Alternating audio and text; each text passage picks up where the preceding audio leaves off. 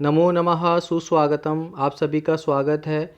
आज हम कक्षा 8वीं में संस्कृत विषय की प्रथम वर्कशीट का अध्ययन करने जा रहे हैं। प्रथम वर्कशीट में जो हमारा टॉपिक है वह है सुभाषितानी। वस्तुतः सुभाषितानी कक्षा 8वीं की पाठ्यपुस्तक रुचिरा में प्रथम पाठ है, तो यही वर्कशीट के रूप में आज हमने इसका अध्ययन करना है। सबसे पहले हम सुभाषितानी जो शब्द है इसके अर्थ को समझ लेते हैं। सुभाषितानी कहा किसे जाता है? सुभाषित तानी जो शब्द है इसका मूल शब्द है सुभाषित। सुभाषित से क्या तात्पर्य है? सुभाषित दो शब्दों से मिलकर बना है, सु एवं भाषित। इन दोनों का मेल सुभाषित शब्द है। सु शब्द का सर्वप्रथम क्या अर्थ होता है? सु शब्द का अर्थ है सुंदर, मधुर। भाषित का अर्थ है वचन, यानी सु का अर्थ है सुंदर, मधुर। भाषित का अर्थ है वचन, कथन। तो इस प्रकार से सुभाषित का अर्थ हुआ सुंदर, मधुर वचन। ऐसे वचन जो सुंदर हो, मधुर हो, उनको हम सुभाषित कहेंगे। और सुभाषितों का जो संकलन है वो सुभाषितानी कहलाएगा। सुभाषित वचनों का जो संकलन है उसे क्या कहेंगे हम? सुभाषितानी। आइए, सुभाषितानी जो पाठ है इसमें प्रथम पद्यांश का हम आज अध्ययन करेंगे। प्रथम पद्यांश का अध्ययन करने के लिए सर्वप्रथम इसका वाचन कर लेते हैं। इसको किस प्रकार से पढ़ा जाएगा? गुणा गुणज्ञेषु गुणा भवन्ति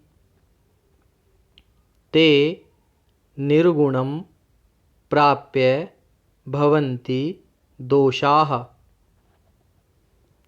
सुस्वादुतोयाः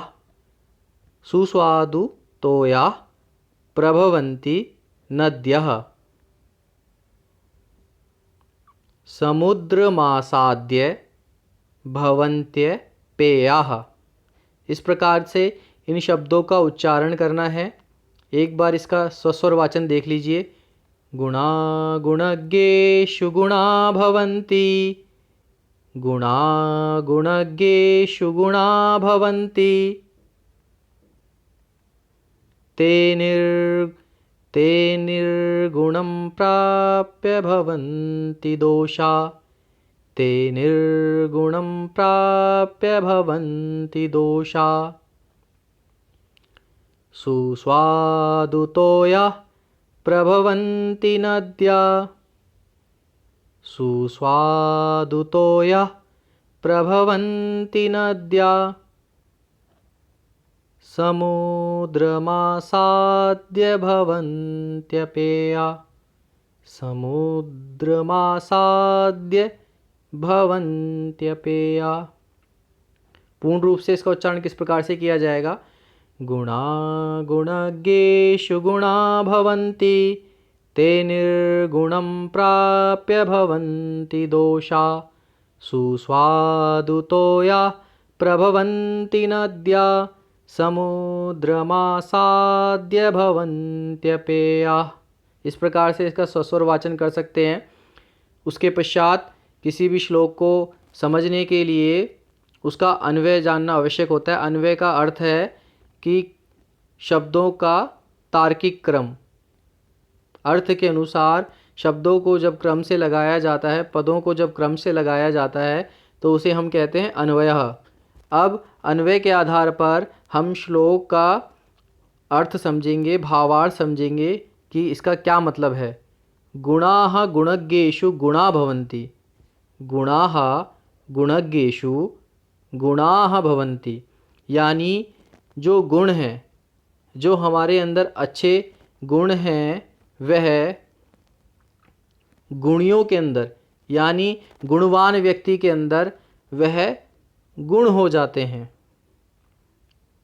गुण गुणियों के अंदर, गुणवान व्यक्तियों के अंदर गुण के रूप में समाहित हो जाते हैं।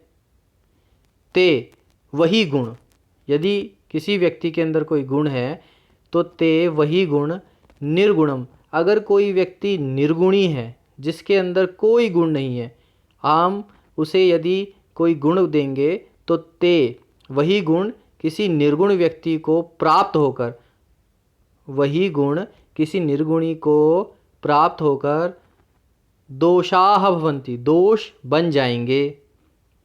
किस प्रकार से?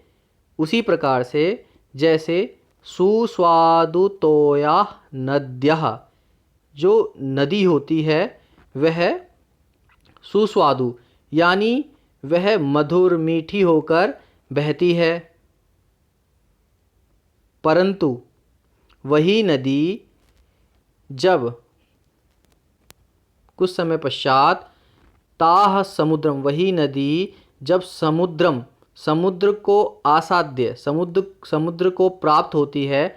आप जानते हैं जो नदियां हैं वो अंत में समुद्र में जाकर मिल जाती हैं, तो वही जो मीठी नदी है, मधुर जल से युक्त नदी है, वह समुद्र को प्राप्त होकर आसाद्य यानी प्राप्त होकर पहुंचकर उसके पास अपेयाः भवन्ति, यानी वह पीने योग्य नहीं रहती है।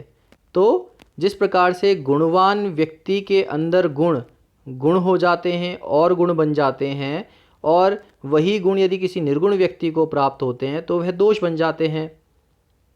यह उसी प्रकार से है जैसे स्वाद युक्त बहती हुई नदी जब बहती है तो स्वाद युक्त रहती है, और जब समुद्र को प्राप्त होती है तो वह अपेय हो जाती है यानी पीने योग्य नहीं रहती है।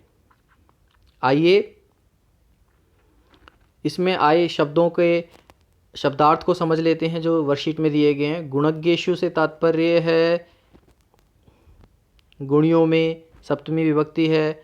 निर्गुणम यानी निर्गुण, गुणहीन, जिसके अंदर कोई गुण ना हो, कोई अच्छी आदतें ना हो, वह निर्गुण कहलाता है। प्राप्य यानी प्राप्त करके, पहुंचकर। दोषाः मतलब दोष, जो भी बुरी आदतें हैं उनको आप दोष का रूप कह सकते हैं। सुस्वादुतोयाः यानी स्वादिष्ट जल वाली। नद्यः से तात्पर्य है नदियाँ।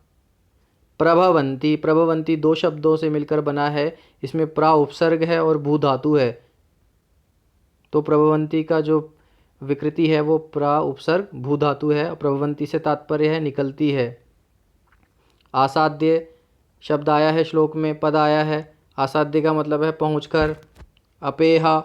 अपेयः का मतलब ना पीने योग्य। भवंती से तात्पर्य हो जाती है।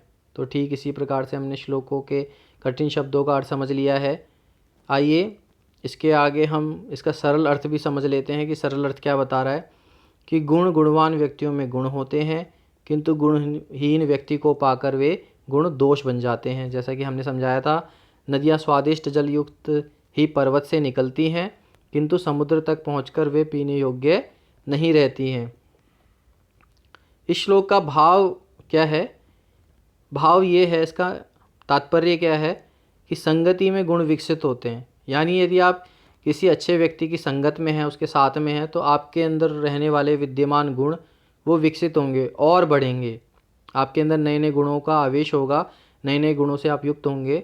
किंतु यदि आप कुसंगति में हैं, किसी बुरी आदत में हैं, किसी बुरे व्यक्ति की संगत में हैं, तो वही गुण आपके जो अंदर अभी तक विद्यमान थे वो धीरे धीरे कर कर दोष बन जाएंगे। ठीक उसी प्रकार से जैसे नदी के अंदर स्वादिष्ट जल था, परंतु जैसे ही वह कुसंगति यानी समुद्र के संपर्क में आया, उससे मिला, तो उसका जो मीठे पानी का गुण था वह खारे पानी के रूप में परिवर्तित हो गया है।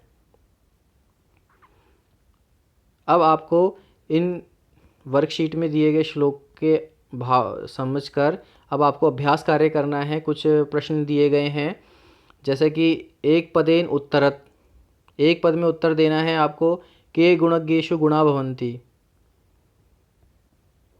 क्या गुणियों में गुण होते हैं ये आपको बताना है। का सुस्वादुतोयः प्रभवन्ति, कौन स्वाद युक्त यानी स्वादिष्ट होकर बहती है। श्लोकांशेषु रिक्त स्थानानि पूरयत, इन श्लोकों में दिए गए जो अंश है उनको पूरा करना है। समुद्रम आसाद्य, इसके बाद यहाँ पर रिक्त स्थान पे क्या आएगा वो लिखना है आपको। सुस्वादुतोयः प्रभवन्ति, इसके बाद श्लोक में क्या आया है वो लिखना है आपको। इसके बाद दो प्रश्न हो गए। तीसरे प्रश्न में आपको श्लोक का वाचन करना है। जैसा कि आपको बताया गया है, वाचन सस्वर वाचन दोनों का अभ्यास करें और इसको कंठस्थ करने का प्रयास करें श्लोक का। आशा है आपको यह वर्कशीट समझ में आई होगी। इसके आधार पर आप वर्कशीट में दिए गए प्रश्नों का उत्तर देंगे। धन्यवाद।